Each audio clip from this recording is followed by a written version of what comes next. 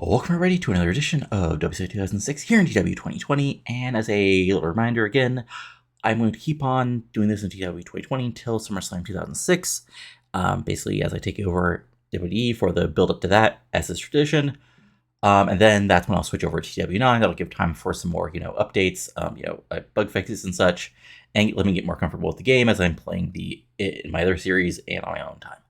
Now he gets onto the show.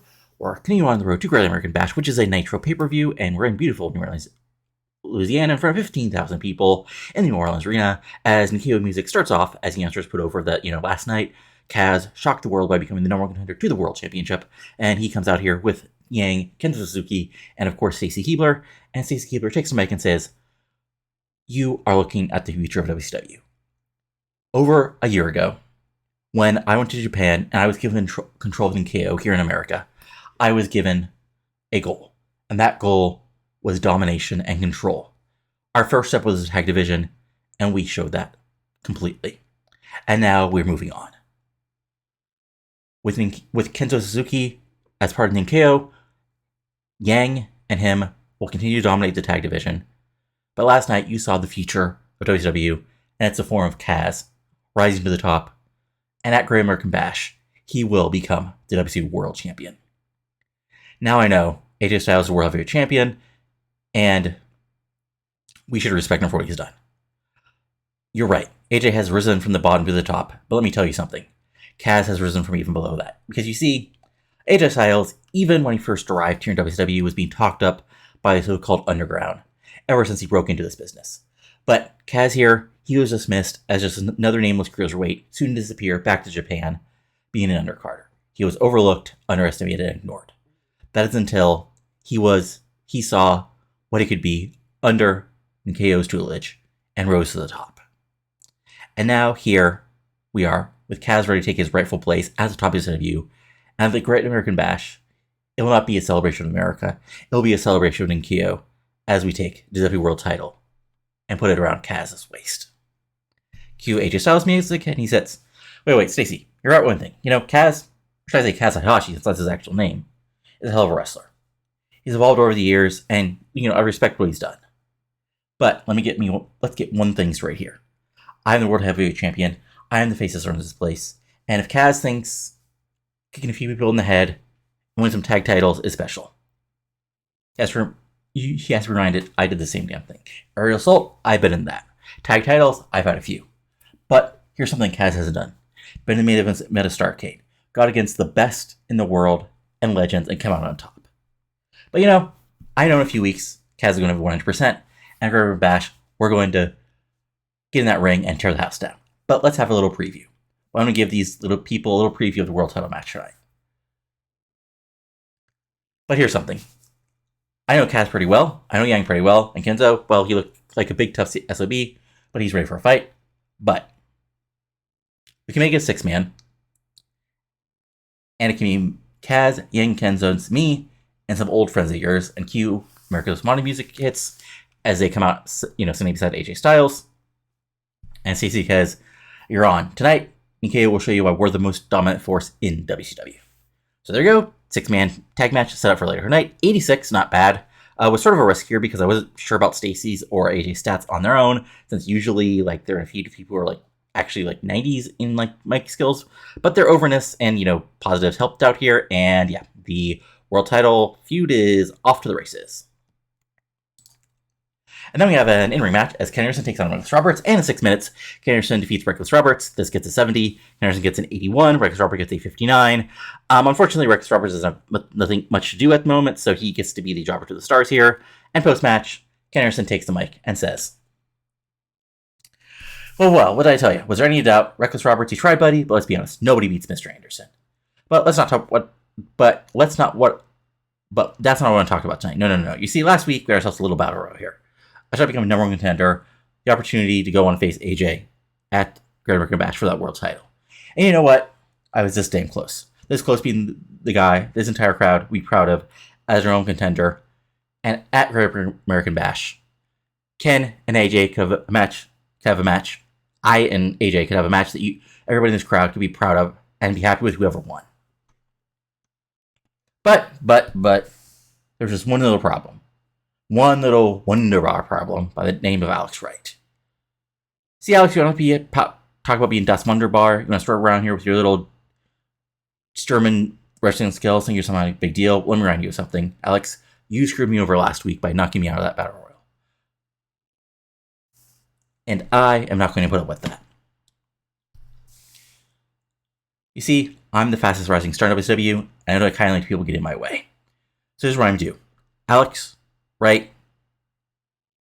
I want you in that ring one-on-one. Let's just see how wunderbar you actually are when you're standing against the ring from Mr. Anderson. Because when I see it, right, you have two options. Either step up and face me like a man, or you can go back to Germany with your tail between your legs. And you know what? If you decide to show up, I promise you this. I'll kick your ass all the way back to Germany. I'll take a pistol, but the sun don't shine. How's that sound, right? Because, you know, I'm an a-hole. I'm happy to kick your ass all over this arena, or the arena, around people like I am Mr. Anderson. 82, not a bad promo. Continuing the feud here that started at the Battle Royal.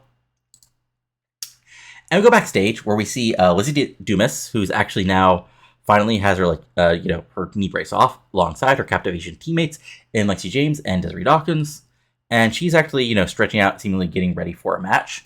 And they ask her what's going on, and she says, "Well, I talked to Bischoff tonight, and if I win a 4-way here against the competition, I can get a non-title shot at Ellis Alexander next week on Nitro. And if that happens, Eric can't deny me that world title shot." And Lexi and Desiree, sort of nod and agree and say, well, that's great. Do you need any help out there? And Lizzie's like, no, look, I'd be happy to have your help usually, but I just need to make sure I'm 100%. But there's one thing. What tell us with last week? Why didn't you tell me you're going to go out and help, what's her name? Penny Grable? Whoever she is? Because, I'm always up for kicking Trisha's guy's ass. And, Lexi Simpson says, well, it just kind of came up, and we didn't even know you were going to be around, so, you were surprised coming back, and Penny already asked us, and it was just a whole, good, big deal. And, Lizzie's like, that's great, but, if you're running Penny, just tell her she may have beat Trisha Sky, but I'm going to be the woman getting the next world title shot. And Lizzie walks away, and Lexi and Desiree sort of look at each other. 59, not bad. Yes, we're telling some stories here. Then we have Red Rum and the Prophet taking on Evolution, and this is just a big old brawl. These are not 4 great workers. Well, Claudia's a great worker, but Prophet's okay. Red Rum is Johnny Sapoli, and Lashley Lashley is very young Bobby Lashley here, so we get some brawling, some throwing around. Cesaro looks impressive. Red Rum gets a brawl, but eventually Morgan is just enough of a distraction for Lashley for Prophet to come to find, hit his finisher, and get the pinfall win over Evolution here on Nitro, and a big win for the Nest, as this gets a 71, Prophet gets a 64, Red Rum gets a 66, Cesaro's already getting a 63, and Lashley is getting better at a 47, and post-match, the heels celebrate, as it's just, no Raven, just these 3 heels, as Yonters, put over, Raven must be enjoying his complete and utter destruction of his opponents over the past few months, and now they're moving on to new things. 53, just a celebration, nothing fancy here, as we move forward here on Nitro. And then we're backstage with your friend and mine, the new World Tag Team Champions, Remy Mysterio Jr. and Matt Sydal, along with Jeremy Borash. And, Borash asks, Ray Jr. and Matt Sydal about their challenge against Southern Syndicate, and, at Great American Bash. And Ray's like, winning those titles at Slamboree was a huge moment for both of us. We went through hell in that aerial assault match, but we came on top because we wanted to lose titles more than anything. We know holding these belts put a target on our backs, but Holmes were ready for that. Southern Syndicate, I'm not going to say that Jamie Noble isn't a great wrestler, or Ray Gordy has a lot of, has a great background in becoming a great wrestler at some point.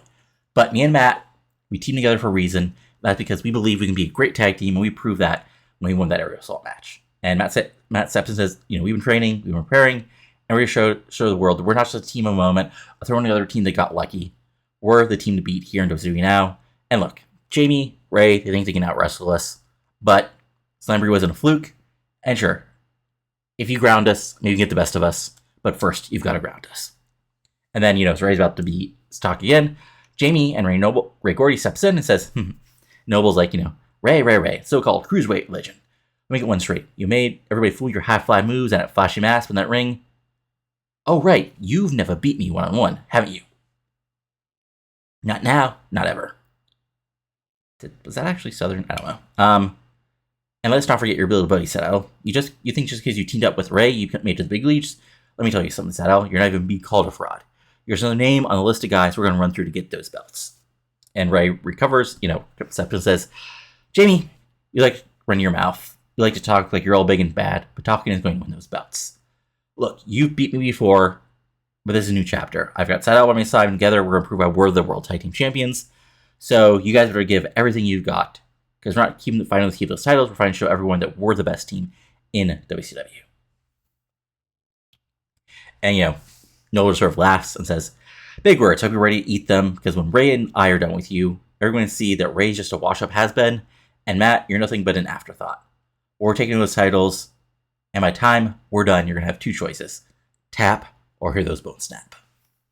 76, not bad. I actually rated everybody, so that's sort of like, maybe if it was just Damien Ray, maybe have got to mid-80s, but actually rated people because they did stuff, so there we are.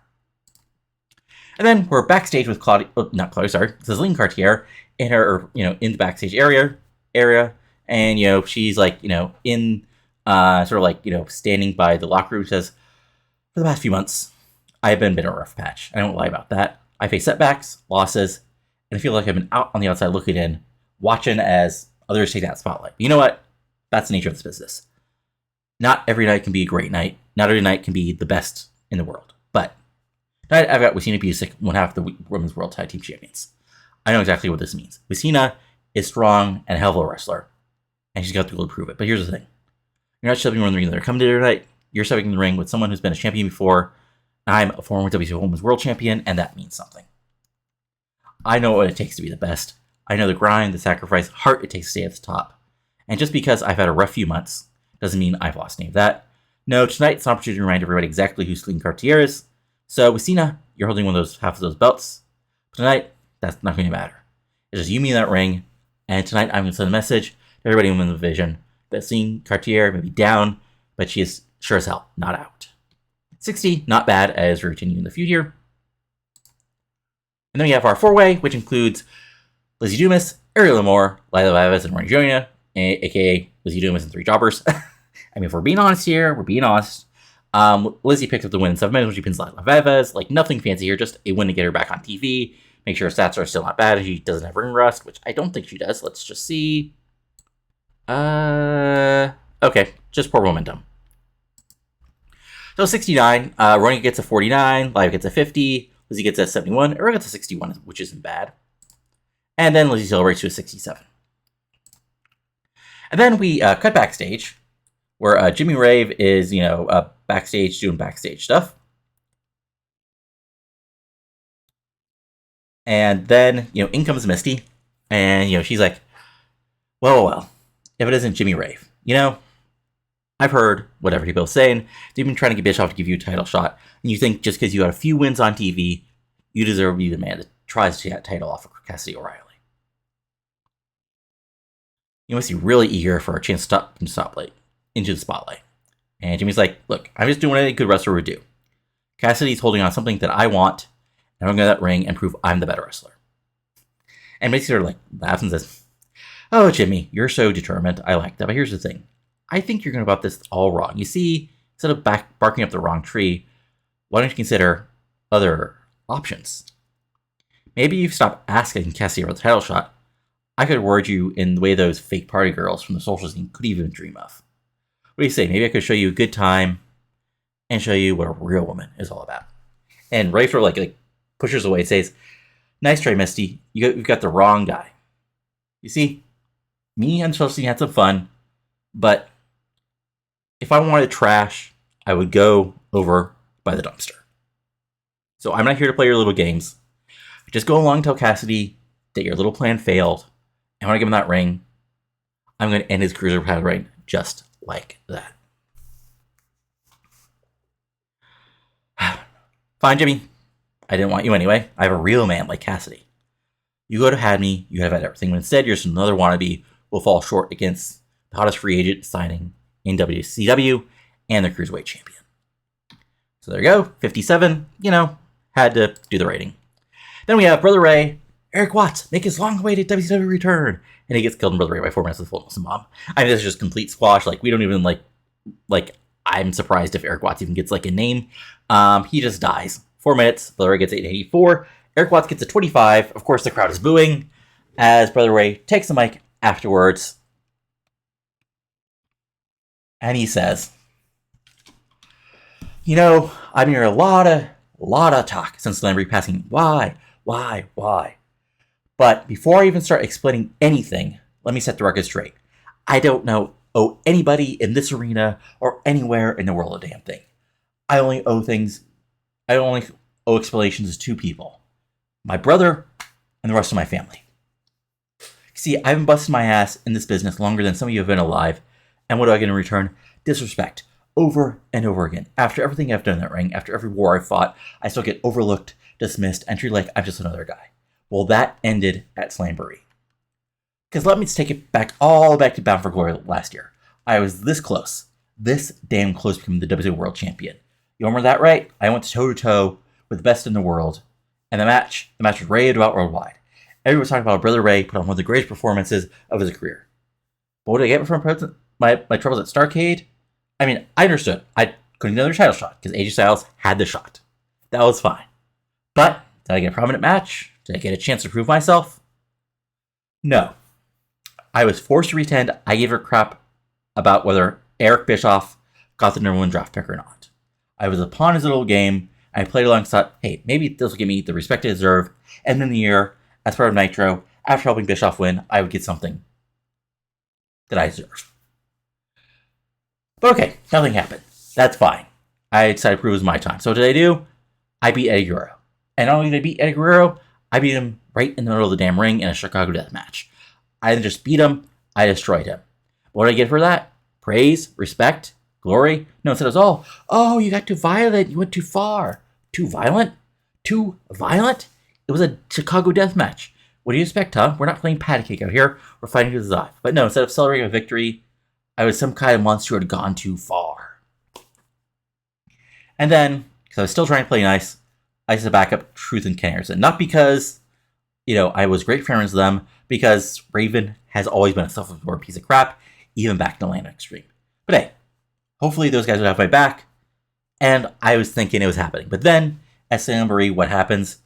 Ken Anderson, that loudmouth punk, tries to tag himself in and steal the glory of the match, when I was about to get the win. When I thought I was about to solve WCW, that's where I realized, I'm done. I'm done playing the nice guy. I'm done playing the games. I'm done pretending like I'm not looking out for Brother Ray and Brother Ray only. I've been doing this for decades. I've said things in arenas that would get WWE kicked off the air in 5 minutes. I battled in barbed wire. I've fought in matches that cause riots. I set things on fire. And now I'm supposed to play nice because that's what WCW wants? Hell no. I'm a survivor. I'm Brother Ray, half of one of the greatest tag teams of all time, and I'm tired of acting like I give a damn what any of you think. And hey, truth, if you're pissed about what I did, you should stop rapping like a dancing fool and step up. I'm sick of tired of playing second fiddle, watching people get opportunities that should be mine. I'm done waiting for respect, and from now on, I'm taking what's mine. And hey, if that means I have to destroy every so-called friend, every ally that I've had, then so be it. Because I've been through hell, and I'm ready to drag everything buddy down with me. So, you want to know why, Ray? Why? Because I realize the only person I can trust in this business... Well, let me fix that. There's only one other person I can trust in business, and he's somewhere else. So the only person I can trust in this locker room is me. So you want to step up? Be ready to get put down, because I'm done playing games. From now on, it's my way, or no damn way. 88, and there you go. I mean, I'm sure if you've been paying attention, you could figure this out, and yeah, there we go. Honestly, I sort of looked into this, because again, for those who remember, London and Palumbo had 100 match in Bound for Glory, the first 100 in the series, and then I just sort of didn't book I mean, basically, once I couldn't really book him in anything prominent, I decided to do this turn. Plus, Brother Ray Babyface was sort of done. He has big feuds. If there was anybody on the Nitro roster from feud with, maybe if he had got over to Revolution, he would have feuded with the heels over there. But it is what it is. It's done. Now he's a heel, and he's doing a good job. And then we cut backstage where we see Jeff Jarrett, Simply Giant Vine, and Tank Cullen backstage, and Tank Cullen's still confused. And Jeff Jarrett's like, "Oh, stop nuts. What we got here is a little chosen few initiation. You see, It's been a while since we had 3 members of the Chosen Few, but tonight's the beginning of a great night. But there's something special going on in the air. That's why I sent you 2 up for a match next week, right here on Nitro. It's going to be you 2 against America's Most Wanted, and you're going out there and prove why you're the Chosen Few. Now, I got to talk to Eric about my own stuff. And then he walks away and takes so he still thinks I want it. Divine's like, look, you got a match on TV against World Tag Team Champions. I know I can beat him. I know you can beat him. So let's work together. We'll get a win, and we'll be on our way. And Tanks is sort of wary, but finally is okay with it, as it gets a 68. Again, telling stories. Then we have our semi-main event, which gets a freaking 83. I keep on reading these girls are actually really good. And yeah, really good match, but eventually air raid crash, Slice Leve, 1, 2, 3 right in the middle of the ring in 13 minutes, 83 overall. Busic gets a 72, Cartier gets a 67. And post-match, Cartier celebrates to a 67, as the announcers say this might be a way for Cartier to get back on the right path here in WCW. And then, basically we have a quick little backstage segment where AJ and Emilio are ready for the main event, which gets a 68. But first, then we got a promo from last week, as Penny Grable is backstage on her own. He says, last week, tonight I showed Trisha Sky that all her weeks, her months, her years of depravity have led to nothing. You see, cleanliness and true wrestling is back on top in World Championship Wrestling.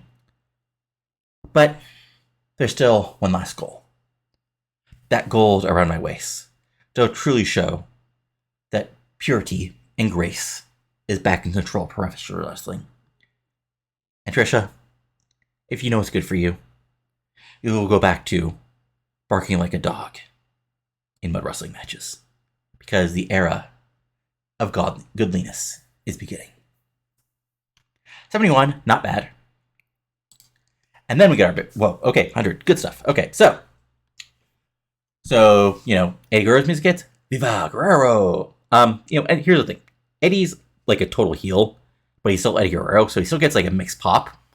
Eddy comes out in the ring and says, I say, I've been hearing all the gossip, talk to town, right? Why didn't Eddy Guerrero come in the Battle Royal? Is Eddy Guerrero scared of the competition?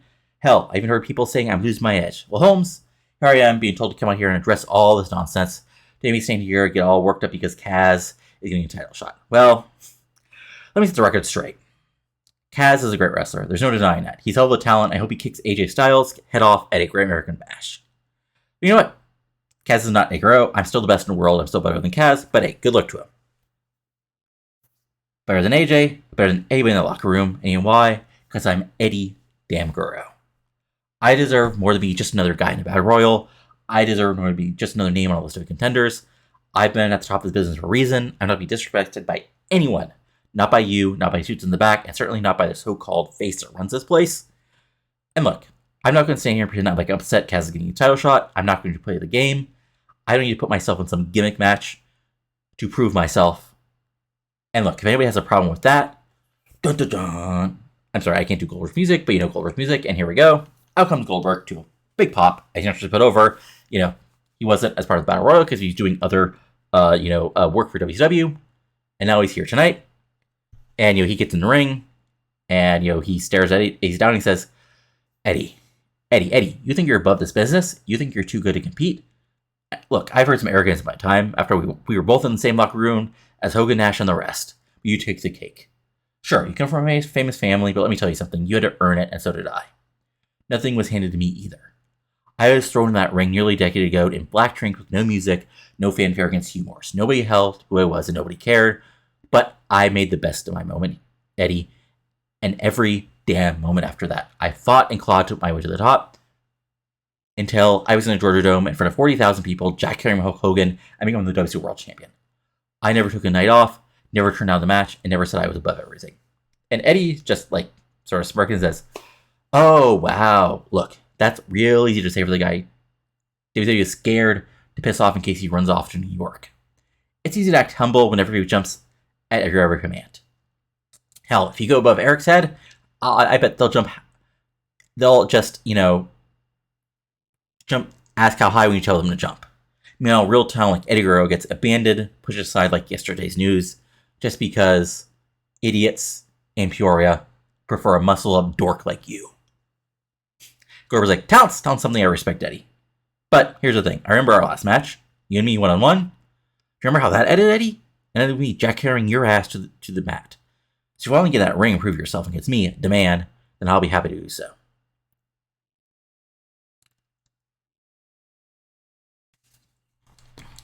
And Eddy sort of looks him up and down and says, and Eddy's about to say something when Bill says, wait, let me guess, you're going to say something smirk, say something clever, and walk away. And Eddy's about to say something when, boom, Goldberg spears Eddy down to the mat to a big pop.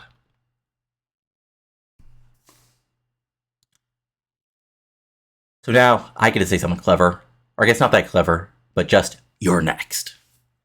100, and we've got a feud here. Then we have our main event. Well, first I have a Revolution recap featuring Kanyon return, which gets a 74. And then we have our main event, which gets us, okay, let me see here. Okay, AJ's gimmick, he's fatigued, inconsistency, lack of heat, overused, poor gimmick from Yang, okay. 41 for Kenzo. I mean, yes. Oh, yeah.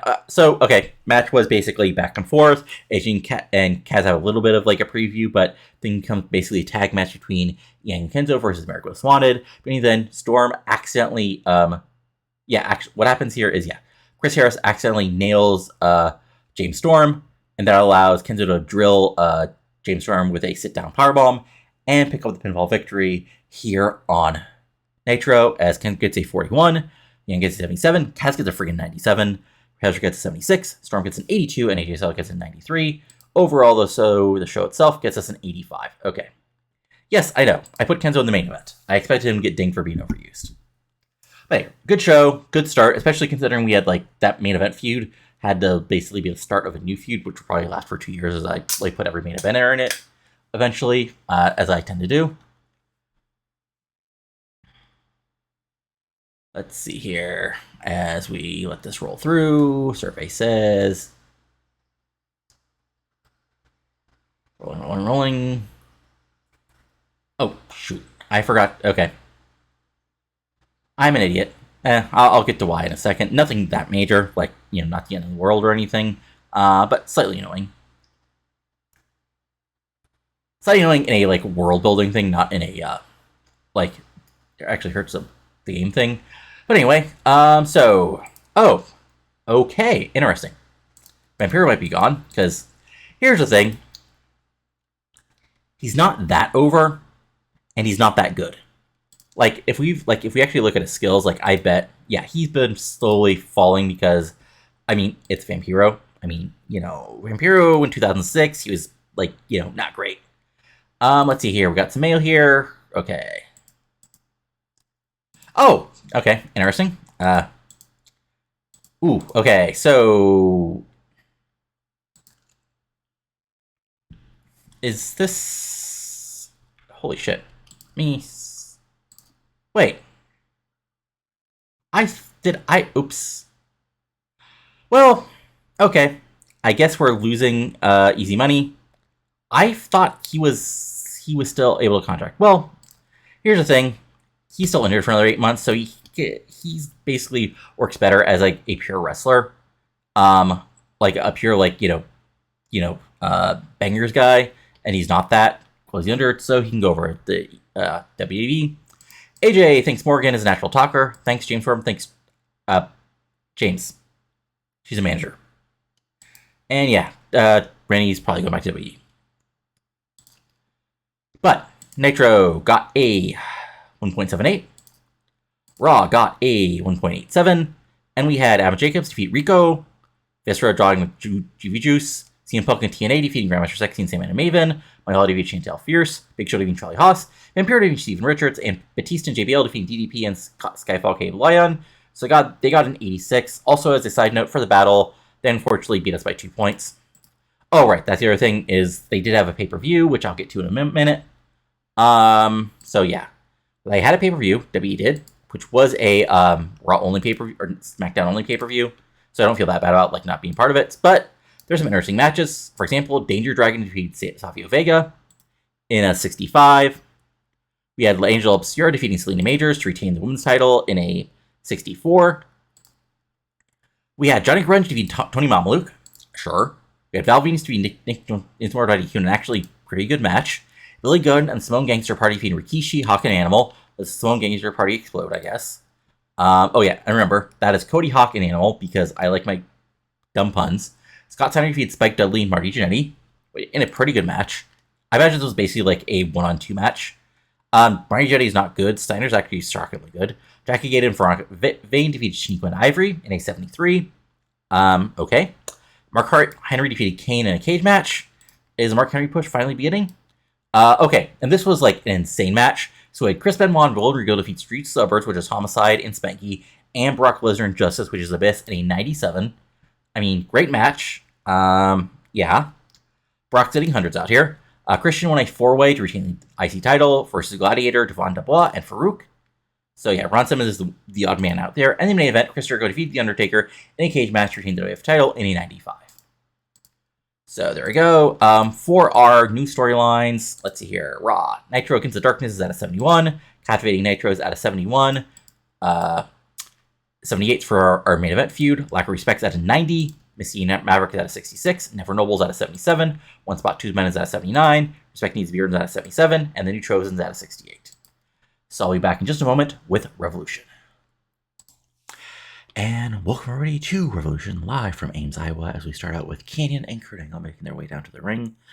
And it's weird because they get a 79, even though I thought this would be like basically an automatic like 90-something.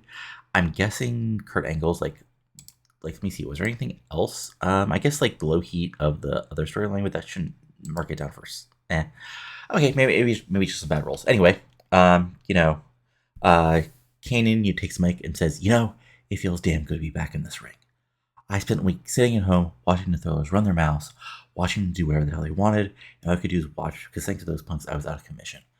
They set me up, they beat me up, and they tried to put you on that shelf for good. But let me tell you something, when you're sidelined and all you can do is watch, it gives you a lot of time to think. And I thought about it day in and day out, was getting back in here, in this ring, and making sure the thrillers paid for every single thing they did for me. Palumbo, O'Haire, Jindrak, you thought you could take me out, you could break me, but all you did was give me more fuel, more fire, and now I'm back. I'm going for each and every one of you. Last week was just beginning. You felt the cannon cutter, but tonight you're going to feel a whole lot damn more. And like Mike says, that's true. That's damn true. At Slamboree, I took care of Sean O'Haire. I made him tap out in the middle of this ring and show the world no matter how tough the girls they think they are. There's nothing over Kurt Angle. We see there's one more name on that list, and that's you, Palumbo. You've been running your mouth for too long, Palumbo, talking about how this is your show. You're the top dog around here. Well, let me remind you something, Chuck. While you were busy talking, I was winning an Olympic gold medal with a broken freaking neck. I was made in pay-per-views, and I was becoming the best wrestler on the planet.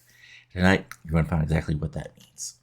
Tonight, Palumbo and O'Haire, you're going to step in the ring with Kanyon and me, and I'm going to learn that no matter how big and bad you are, there's nobody better than Kurt freaking Angle and Kanyon. And then Kanyon steps in says, when you look around across the ring tonight, you're not looking at two guys who are pissed off. You're looking at two guys who are making you pay. You're looking at two guys who have been through hell and come back stronger. And you're looking at two best wrestlers in WCW. And Angle steps in says, it's true. It's damn true. And there's the promo. Like I said, it gets a 79. Not the best, but, maybe just some bad rolls, like I said, as we move forward here on Revolution. As we have our opening. Oh, right. I remember they don't click. Anyway, we have our opening match. I should have made it be a pinfall. I wasn't aware his finisher was Boston Crab. So this should be a actual, just finisher. Anyway, back and forth match. Chavo goes for a brainbuster near the end. Siaki gets out of it, sends him to the corner, hits him with a shoulder breaker near the ropes and goes for the pinfall. But as Chavo's foot is by the ropes, we see Austin Aries, coming back for the first time since the end of February when he got injured, coming from underneath the ring and grabbing Chavo's legs and holding him. 1, 2, 3. Sonny Siaki retains the television title with help from Austin Aries. This gets a 61 because they don't click. Chavo gets a 56. Siaki gets a 52. And post-match, Siaki celebrates. Chavo is pissed, and Austin Aries runs away to the back as it gets a 57. As just go over that if Austin Aries has seemingly come back and is looking for revenge against Chavo Guerrero Jr. because they're involved with a feud when he got injured, and now they're back. And then we go backstage where basically we have, Booker, Shelton, and Charmel hugging each other up. About Booker after last week, Shelton beats Cash, and now Booker's getting against Rob Van Dam. It's RVD's first match at the Slamboree, and Booker's, typing up saying, he's a six-time world champion. And yeah, it's true. RVD is a hell of a wrestler, and we've had our wars. But in that ring, one more thing to remind everybody that I'm Booker T. I'm a legend here, and tonight I will kick some ass and show you just how bad I can be. Can you dig that, sucker? 79, not bad, mostly because I rated Shelton and probably Charmel. But yeah, solid stuff, basically building up that our semi-main event is a good big match between Booker and RVD. And then we cut backstage where, Natty Neidhart and Angel Fox, aka the Blonde Ambition, are getting ready for their match. And Gail Kim comes in and says, she's not blonde, but she's still the head bitch in charge. And tonight we're going to show you European Disunion. They may have the tag belts, but they're not in charge of this division. This is still, an open division for all, and we're going to kick some ass. Blonde Ambition agree, and, basically setting up, there's a 6-woman tag later tonight, your European Disunion versus Blonde Ambition and Gail Kim. 71, not bad, because it was only 3 minutes. Then we have our 4-way setting up from the wild card 8-man tag from last week, as we have a little, 7-minute match between Hot Stuff Hernandez coming out from Dev territory again, Johnny Swinger, Romy Rossi, and Trevor Slater. And Trevor Slater gets the big win here, pinning Romy Rossi with a sweet and sour, which I forget what it is, but a big win for Trevor Slater here on Revolution. This gets a 56, Swinger gets a 50, Rossi gets a 54, Hernandez gets a 44, and Slater gets a 47. Not a bad match, but I sort of what I expected with these guys, because, well, none of them are that over. And post-match, Slater celebrates to a 42. Then we go backstage, where Billy Kidman and Shane Helms are there. And, Kidman says, last week, we showed the world exactly what it means to be legendary. You see, Shane here did what he does best. Beat Hardys in the middle of the ring. 1, 2, 3, let me tell you, it wasn't just a victory, it was a statement that the Hardy Boys, no matter how much they flip and flop around, how many little girls cheer over them, they're nowhere on the level of legendary. And, Helms steps up and says, I've heard it all my career. Even when I was becoming the best U.S. champion of all time, it was always a Hardy's this, Hardy's that. Well, last week I showed the world that Shane Helms was the Alpha of Omega. Yeah, we came up together in the same small company, but the Hardys were jumping off ladders. I was mastering the art of wrestling. I was refining my craft. And last week I showed just how good I am. Jeff, you can't talk about how extreme he is, but in the ring, when it's just on one-on-one, there's only one result. Jeff Hardy going on a nightmare on Helm Street. And then Kim and Stephen says, so, if you two want to get step in the ring with us, that's just fine by me. We've already proven we're the better team. We're showing that we can step in the ring with Kim and Helms. You're just facing the best. You're facing the leaders of this business. You see, we're not here to make up numbers. We're here with just another team on the roster. No, we're to dominate, to rule. And even though we failed at aerial assault, that was not a match. That was a car crash. But in the ring, when it's 2-on-2, nobody can defeat us. Because look at our accolades. Look at what we've done. Every single title WCW has, we've had it around our waist. And now, together, Shane Helms is going to put one last thing on his resume as World Tag Team Champion. And together, we will prove we are absolutely legendary. 82, not bad promo. Continue to build up the Helms and Kim versus Hardys feud. And then we have a backstage angle as the Thrillers are all backstage. Okay, is stuff just not... Okay, to be fair, I actually rated Raven Reign and Jindrak here. Only get to 77, which is kind of unfortunate. But, we're backstage in sort of the Thrillers, basically a clubhouse here. And Palumbo says, when you've been running the show, as long as we have had our own revolution, you start to notice a pattern. Every once in a while, somebody gets it in their head that they can step us, take us down a peg, and claim the show is theirs, and do everything for light and wonderfulness and puppies and rainbows and everything else, I guess. It's cute, really. Angle, Kanyon, you boys are just the latest to think you can destroy the Thrillers. Let me get one thing straight. Revolution isn't just our turf. It's our playground. We've taken everybody steps in our way. Kanyon, you had your run, and we put you on your shelf before. I don't think we can't do it again. And Kurt, you're an Olympic gold medalist, but we're talking about 2-on-1 against you in the neck of yours. How many times can we break it before you're out for good? And Ravensworth smirks and chuckles and says, but I love it when they try. There's something so amusing about watching these so-called legends and greatness come crawling back, only put in their place. Kanyon, We didn't know you were coming back, so you had your little moment, but that was it. Tonight, we're going to remind you what happens when you mess with the thrillers. And Kurt, sweetie, you may have survived last time, but we all know what they say. Lightning doesn't strike twice. Maybe this time you'll be so lucky. And Direct then says, you think you're something special because you won an Olympic medal with a broken freaking neck? Sure, that's impressive. This isn't the Olympics. This is WCW, and we don't play our rules. We play by ours. Tonight, you're going to find out the rules are whatever we say they are. And Kurt, then Sean Hare says, Kurt, you made a mistake coming after us, and Bearden came for a ride just means there's more bodies for us break. Don't think what happened. I forgot about what happened at Slamboree tonight. You're going to wish you stayed where you were before instead of coming to WCW. And, Palumbo then finished things up, says, Kanyon, Angle, living on borrowed time. We took you out once, Kanyon, and we can do it again. And Kurt, just because you think you've got one over on O'Haire at Slamboree, you're untouchable, think again. You may have walked out with the win, but tonight we're going to make sure to walk out ring knowing who the real power players are in this company. You see, this is how it works around here. You crouch the thrillers and you get hurt. It's that simple. We've already taken you out once, Kanyon. Tonight we're going to do it again. And for you, Angle, I hope your neck handles the beat that's coming your way. You might survive a broken neck before, but let's see how you do when we're done with you. So, pretty typical heel promo setting up the main event later tonight, which gets a 77. And then we have European Disunion taking on Gail Kim and Blonde Ambition. Back and forth match, the tag teams brawl, Molly Man brawls a little bit. Busic does her, technical stuff. Angel Fox gets a near fall with her Fox. I forget her finisher name. Whatever her finisher name is. Natty Hart tries to actually out wrestle Lizzy Dumas. She actually gets close to getting a sharpshooter, but Colt comes in. Colt dominates Natty, but eventually she gets a hot tag to Gail Kim. Gail Kim looks good, flies around, but as things are breaking down, Gail Kim's able to throw Gail Kim into the corner, drop her with an icebreaker right in the middle of the ring, and pick up the pinfall here on Revolution. This gets a 73, Busic gets a 68, Colt gets a 77, Pam gets a 53, Kim gets a 73, Natty gets a 49, and Angel Fox gets a 76. Post-match, Gail Kim is frustrated. As Blonde Ambition goes to help her up, she pushes them away and rolls out of the ring on her own as this gets a 64. And then we cut the backstage area where Weber has found Austin Aries. And, he says basically, she says, Austin Aries, if I could just get a word. And, Austin cuts herself. It's funny. Everybody's talking about Slamboree, about AJ Styles, about Rey Mysterio, about everything that happened. But what I'm not talking about is one man who has truly been wrong in WCW. The man who is on the brink of greatness here, who's ready to take the company by storm until some circumstances occurred. I'm talking about me, Amy. I was this close to solidifying my place as a top of this industry as the fastest rising star in WCW when Chavo Guerrero and his desperate attempt to stay relevant ripped 3 months of my career away from me. 3 months. Amy, that's time I'll never get back.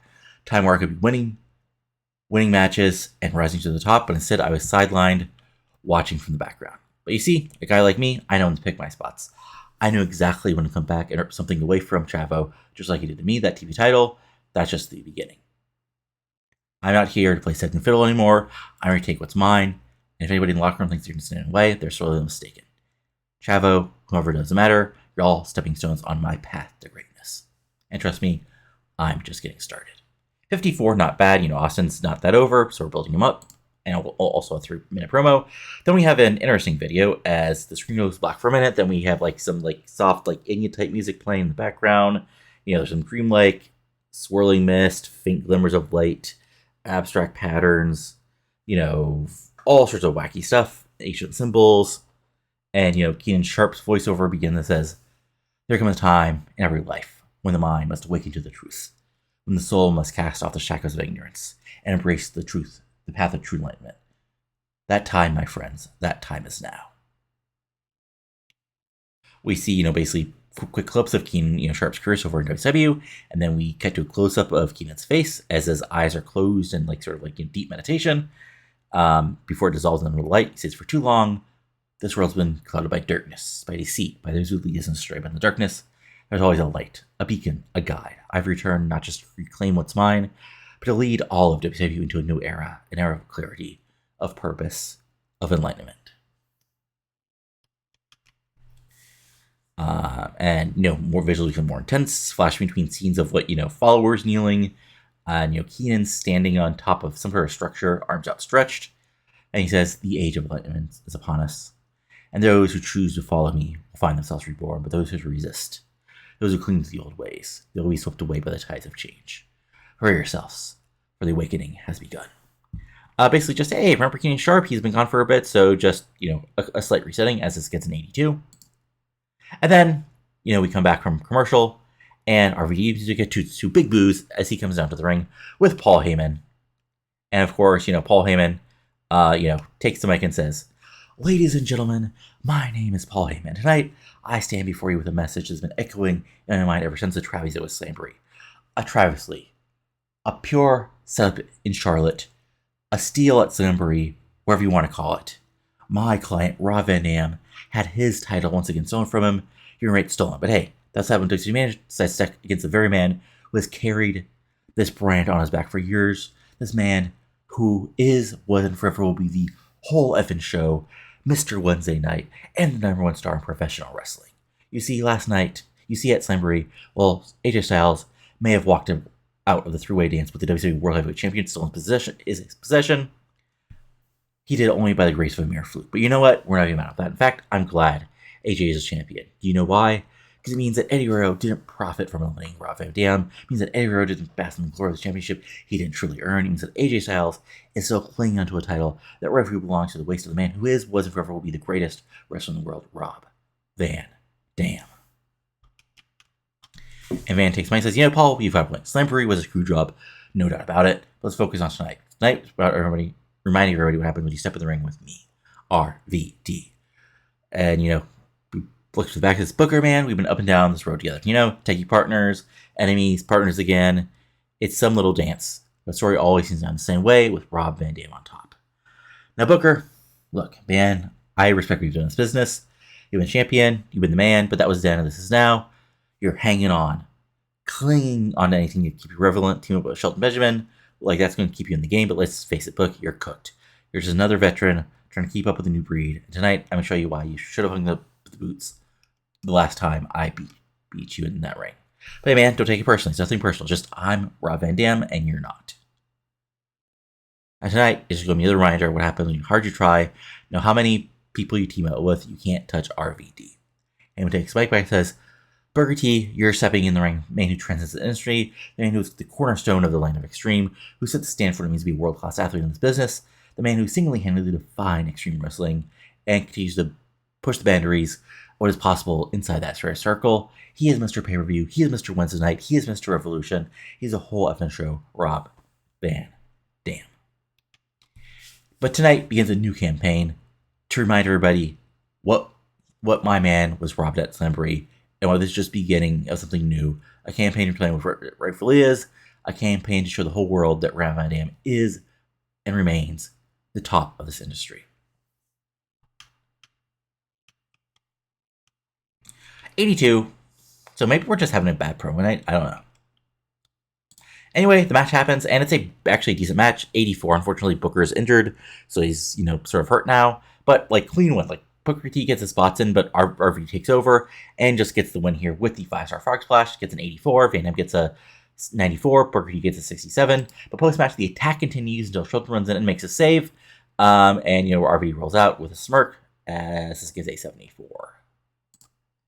And then we cut backstage where Teddy Long is with, Trevor Slater, and he congratulates, Trevor on winning the 4-way, Listen here, playa, congratulations, Arthur. You went in there, handled your business, and you earned yourself a U.S. title shot in 2 weeks. That's what I like to see. And, Teddy's like, appreciate it. I've been fighting tooth and nail to get an opportunity like this, and I got it. Not playing with wasting that U.S. title. It's coming home with me. And then in comes Ray LePen, and he just looks disgusted. Hold on just a minute. Are you seriously standing here, boasting about earning a title shot? Do you even understand the magnitude of what you're getting yourself into? This title, my title, has a legacy, a prestige that someone like you could never hope to comprehend. You think you've done something special by winning a match? You're nothing more than a minor obstacle in my illustrious reign. It's laughable that this is the level of competition that was worthy of challenging the greatest international talent in this company. And Trevor steps up and says, you keep running your mouth, Ray, but in 2 weeks, we're going to see who's really worthy of holding that U.S. title. You might think you're some sort of international superstar, but you're looking at a guy who's been hell and back to get where he is. I'm intimidated by you, your big talk, or anything else. When we step in the ring, it's just two men, and you're going to find out real quick, Trevor Slater ain't damn no stepstone. I'm going to take that title, and we're going to find out the hard way what it means to underestimate me. And Jay Long steps and says, Trevor's like, I see some fire, some passion. Le Pen, you better get ready, player, because Trevor ain't here to make it easy for you. The way it's supposed to be great, competition at its finest. And Le Pen just says, don't get too comfortable, Trevor. This title's staying exactly where it belongs, around the waist of someone who deserves it. 72, not bad. Trevor's Trevor, so what can you do? And then we have our main event. Oof, okay. Yeah, this just was a underwhelming, like 94, 87, 93, 96. So 95, maybe it should be a 92. I mean, bad announcing. Lack of psych. Okay, but let's see here. Okay, lack of psychology. I guess O'Haire. Yeah, okay. Kanyon physical low experience, poor announcing, low heat. Okay. That's unfortunate, but still should have maybe been 85 or 86. But then we have a really fun ending angle as basically, back and forth. Angle gets the win on O'Haire again, hitting up the big angle slam and picking up the pinfall. But Kanyon and Palumbo continue to brawl to the back, up to the ramp. But out come Jindrak and Dyson Havoc, basically looking for a beatdown. And basically the entrance whoever, we might just see what happened to Kanyon happen again. But then we look up. And Paul Blunt and Jack Evans are basically on top of the sort of like the Fuse Not Tron eccentric structure, and they both dive on to the entirety of the Thrillers, knocking them down. And to a big pop, everybody slowly recovers, and then boom, Kanyon Cutter on Dice. Boom, Kanyon Cutter on Jindrak. London Evans, take out Palumbo for the moment, and they head down to the ring and they basically celebrate to the cheers of the crowd as it gets at 92, and the show it all finishes with an 83. Okay.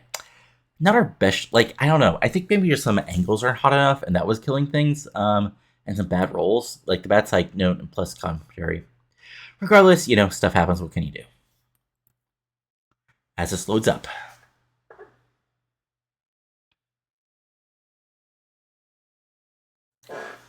Alright, Davison. He's a guy. He's, not very good.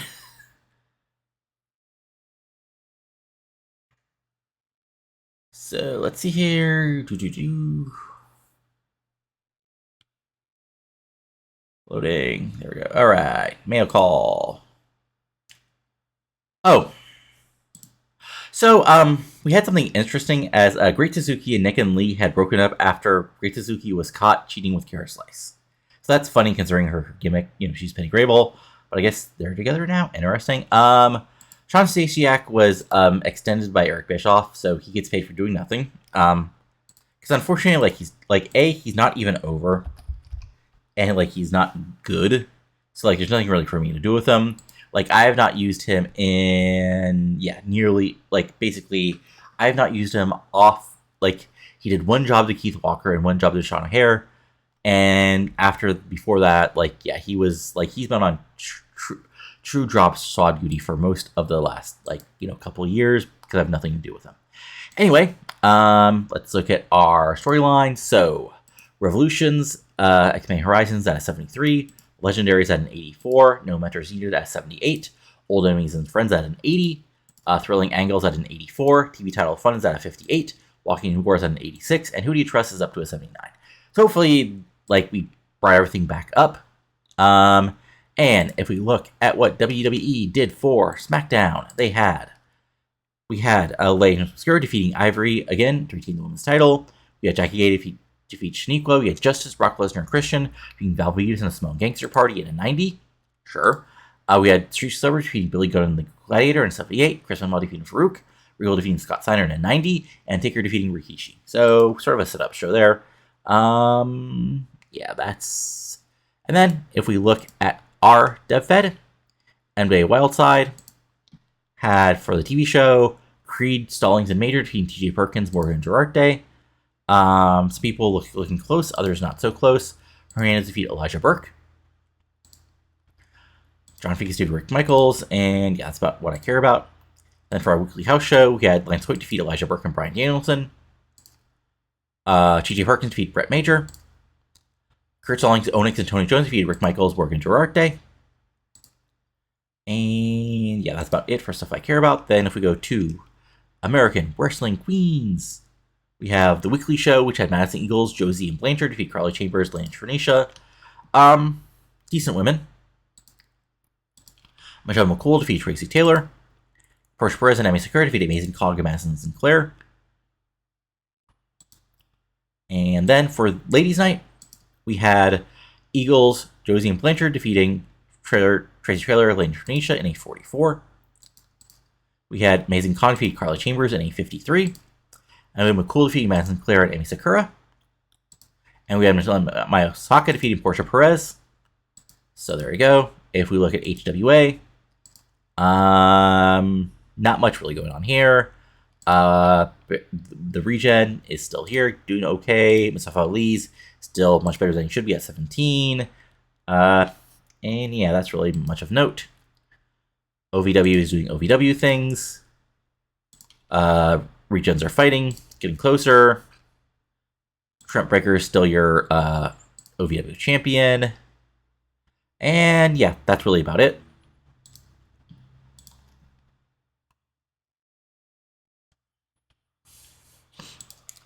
And then, if we look around the wider wrestling world as far as recent news, and by news I mean results. So, if we go back to last week, if FIP had a show, Adam Ortiz, our former regen who we let go, is continuing the FIBW Florida champ. Shane Beller defeated Jerry Sags. Let's see here. Ring of Violence had a match. David Mysterio defeated Mike Quickenbush, Icarus, and Dixie in a tables match. Chino Martinez, Rick Michaels, Joel Maximo, and Red. Yeah, the indie scene in the US is in a rough place with us, Impact, AWD all existing. And BW had a show. Isaiah defeated Ace Steel.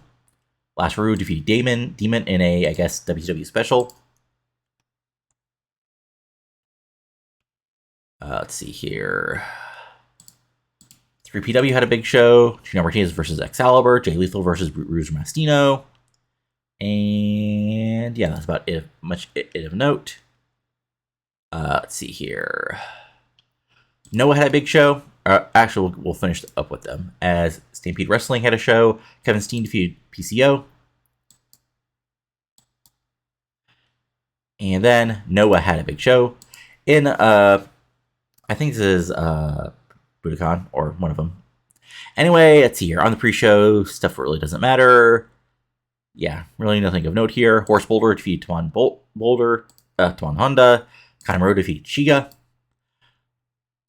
Joe and Segura's long world tag title reign ended at the hands of Morishima and Rikyo. Ganasuki and Misoke defeated Mr. Wrestling 3 and Blackman for the junior heavyweight tag titles. Kawada defeating Asuko.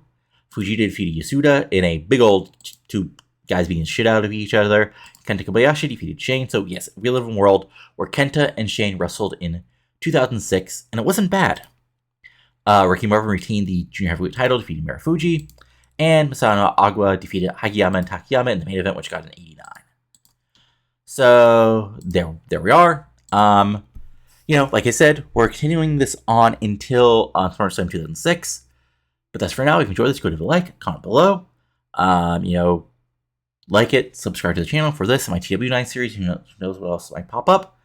But that's for now. Talk to you later, and adios. Have a good one.